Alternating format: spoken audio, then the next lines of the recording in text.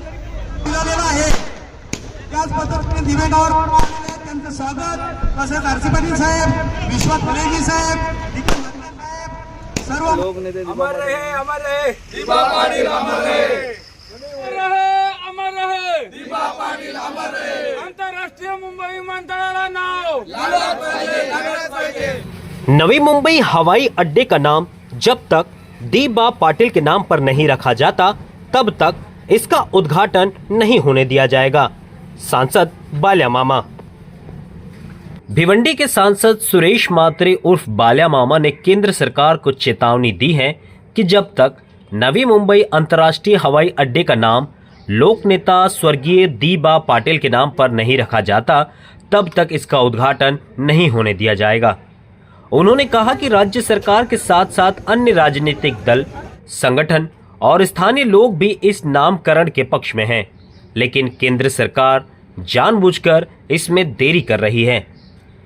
केंद्र सरकार को चेतावनी देते हुए सांसद सुरेश मात्रे द्वारा आज रविवार 14 सितंबर को लोक नेता स्वर्गीय दीपा पाटिल की जन्म शताब्दी के अवसर पर नवी मुंबई हवाई अड्डे का नाम दीपा पाटिल पर रखने और उन्हें श्रद्धांजलि देने के लिए भिवंडी से नवी मुंबई के जासई गांव तक एक भव्य कार रैली निकाली गई।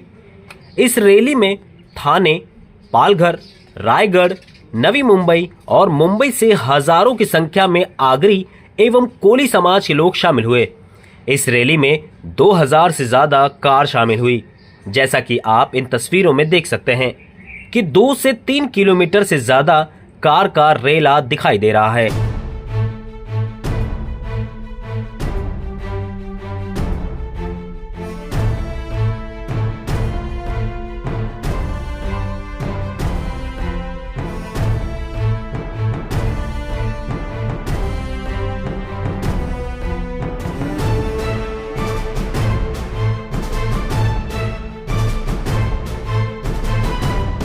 इस कार रैली की शुरुआत सांसद सुरेश मात्रे ने पहले लोक नेता स्वर्गीय दीपा पाटिल की प्रतिमा पर विनम्र अभिवादन करते हुए पुष्प अर्पण कर कार रैली की शुरुआत की। सांसद सुरेश मात्रे ने कहा कि ये कार रैली सोई हुई केंद्र सरकार को जगाने के लिए है। उन्होंने चेतावनी देते हुए कहा कि ये सिर्फ एक ट्रेलर है, उन्हें पूरी फिल्म दिखाने के लिए मजबूर न किया जाए।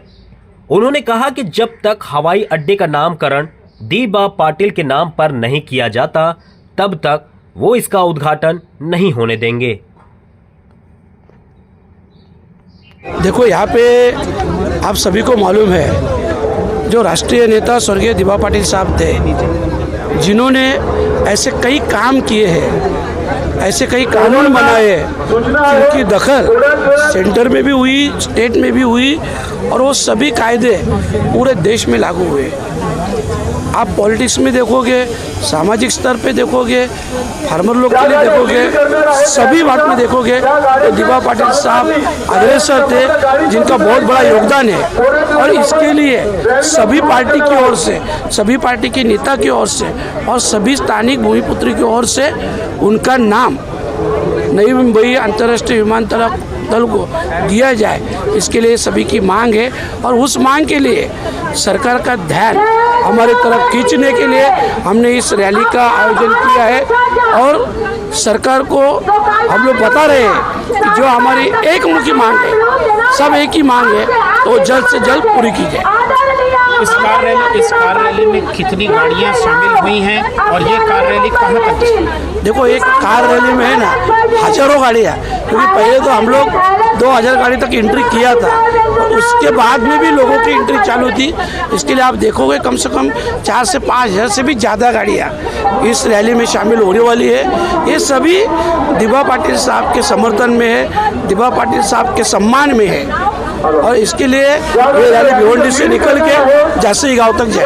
सरकार ने अगर आपकी मांगनी नहीं मानी तब आपका आंदोलन? देखो, अगर सरकार ने ये मांगे नहीं मानी तो इससे भी बड़ा आंदोलन हो जाएगा। फिर हम लोग आपकी जानकारी के लिए बताते हैं कि इस 5 जिले में 90 लाख लोक संख्या आगरी कोली समाज की है।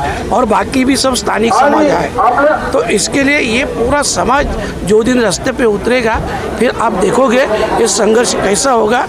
मेरा तो कहना एक ही है, ये संघर्ष नहीं होना चाहिए। इसके लिए सरकार ने ध्यान देना चाहिए और जल्द से जल्द नोटिफिकेशन निकाल के ये डिसीजन लेना चाहिए। Thank you. आपका किसी दूसरे नाम को लेकर विरोध है? नहीं, ऐसा दूसरा नाम ही कोई नहीं है, क्योंकि आपने देखा होगा महाराष्ट्र विधानसभा विधान परिषद दोनों में एक ही नाम फाइनल होकर सेंटर में गया है। अगर इस नाम के बिना उद्घाटन मतलब हो जाता था तो क्या प्रक्रिया रहेगी? उद्घाटन होने नहीं देंगे हम लोग।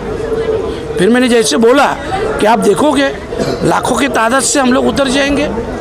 मामा, इस रैली में कौन कौन से समाज हिस्सा ले रहे हैं? सभी समाज है, आगरी, कोली, कुणबी, आदिवासी, यहाँ के जो भूमिपुत्र है, ओबीसी, हाँ, सभी समाज के लोग यहाँ पे भाग ले रहे हैं, हिस्सा ले रहे हैं।